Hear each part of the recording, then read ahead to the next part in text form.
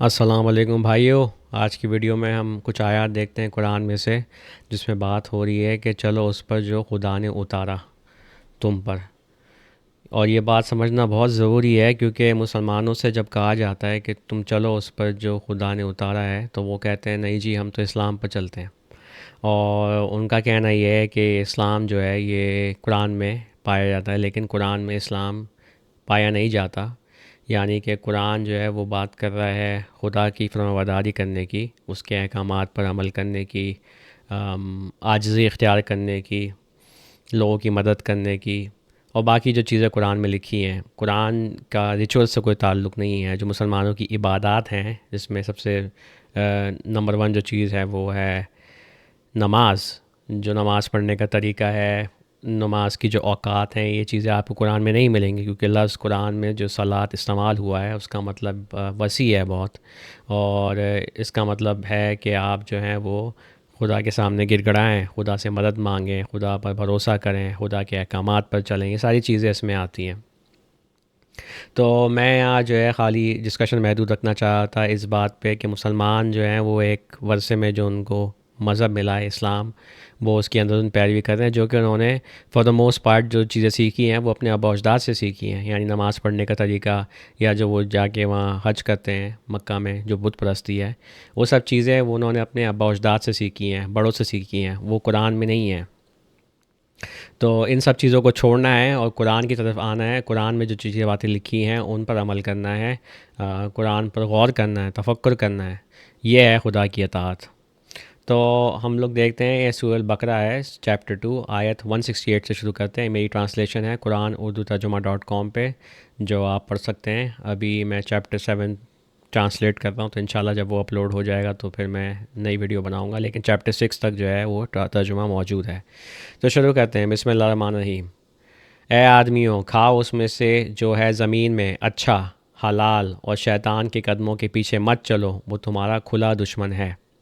تو یہاں وارننگ دی ہے کہ شیطان کے قدموں کے پیچھے نہیں چلو۔ یہ شیطان کے قدموں کی بات جو ہے آگے چل کے ہوگی ابھی، کہ وہ کیا ہیں۔ اور یہ کہ کھاؤ زمین میں سے جو ہے اچھا یا حلال۔ اب یہ حلال پہ بڑا ڈسکشن ہوتا ہے، مولوی آتے ہیں یا آپ کو بتاتے ہیں کہ بھئی حلال حرام کیا ہے، وہ کہیں اور سے باتیں نکال کے لاتے ہیں، لیکن قرآن میں آلریڈی چیزیں موجود ہیں جو حلال ہیں اور جو حرام ہیں، یہ سب بتا دیا گیا ہے، قرآن میں ہی یہ چیزیں موجود ہیں۔ اگر آپ کوئی چیز حرام کرتے ہیں اپنے لیے جو قرآن میں موجود نہیں ہے، تو پھر آپ خدا کے بارے میں جھوٹ گڑھ رہے ہیں۔ آگے بڑھتے ہیں۔ وہ تمہیں صرف حکم دیتا ہے برائی اور فحاشی کا، اور یہ کہ تم کہو خدا کے بارے میں جو تمہیں نہیں پتہ۔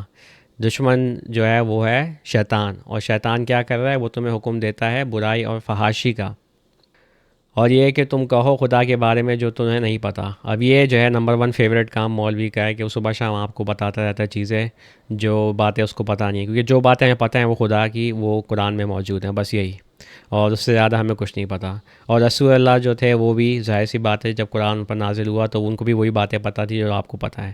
تو یہ جو پوری حدیث کا جو قصہ ہے، کہ وہ حدیث میں جو ہے وہ ساری باتیں ہو رہی ہیں اور الگ الگ آپ کو چیزیں بتائی جا رہی ہیں خدا کے بارے میں، وہ جو ہے اس کا قرآن سے کوئی لینا دینا نہیں ہے۔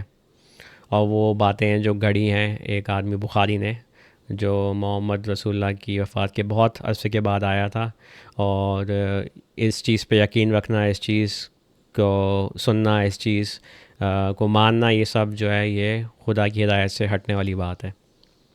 اب آتے ہیں ہم سینٹرل آیت پہ۔ اور جب ان سے کہا جاتا ہے اس کے پیچھے چلو جو خدا نے اتارا ہے، وہ کہتے ہیں بلکہ ہم پیچھے چلتے ہیں اس کے جو ہم نے اپنے باپ دادا کو کرتے پایا۔ کیا؟ اور اگر ان کے باپ دادا کو کوئی سمجھ نہیں تھی اور وہ راہ پر نہیں تھے؟ تو میں یہ بات روک دیتا ہوں، آیت آگے کنٹینیو ہوتی ہے، لیکن خیر واپس ہم آتے ہیں 170 پہ، کہ جب ان سے کہا جاتا ہے کہ پیچھے چلو خدا نے جو اتارا ہے، یعنی قرآن کے پیچھے چلو۔ اور یہ میں اکثر سنتا ہوں مسلمانوں سے، وہ کہتے ہیں نہیں جی، ہمیں جو اسلام ملا ہے ورثے میں، ہم اس کے پیچھے چلتے ہیں۔ یعنی وہ یہ کہہ رہے ہیں کہ ہم اپنے باپ دادا کے جو کرتوت تھے ہم ان کے پیچھے چلتے ہیں، یعنی کہ ہم نماز کا طریقہ ان سے سیکھتے ہیں، ہم حج کا طریقہ ان سے سیکھتے ہیں، ہم اسلام جو ہے وہ ہم وہیں سے سیکھ رہے ہیں، لیکن اصل میں جو ہے چلنا ہے وہ خدا کی جو چیز اتاری ہے قرآن، اس پر۔ تو یہ بات ہو رہی ہے، اگر ان کے باپ دادا کو کوئی سمجھ نہیں تھی اور وہ راہ پر نہیں تھے تو پھر بھی چلو گے کیا؟ اور یہ بات سوچنے والی ہے کہ ہاں آپ کے باپ دادا کو کوئی سمجھ نہیں تھی، انہوں نے قرآن کو نہیں پڑھا تھا، انہوں نے بھی باتیں سنی تھی ادھر ادھر سے، مولویوں سے اور اپنے ابا اجداد سے، اور وہ اندھا دھند کرتے آ رہے تھے جو انہوں نے اپنے باپ دادا کو کرتے دیکھا، اور اسی طرح ان کے باپ دادا بھی اندھا دھند کرتے آ رہے تھے جو انہوں نے اپنے باپ دادا سے سیکھا۔ تو یہ ایک بہت بڑی وارننگ ہے، اس بات کو سمجھنا ضروری ہے۔ قرآن کی طرف واپس آنا ہے، قرآن کو سمجھنا ہے، اس پہ عمل کرنا ہے، جو قرآن میں باتیں رکھی ہیں اسی کو امپلیمنٹ کرنا ہے۔ یہ بہت لازمی چیز ہے، اگر آپ یہ نہیں کریں گے تو پھر آپ کو وارننگ دی گئی ہے اس سیٹ میں، ان قرآنی آیات میں۔ چلیں آج تک اتنی ڈسکشن روکتے ہیں، انشاءاللہ بات ہوتی ہے نیکسٹ ویڈیو میں۔ السلام علیکم۔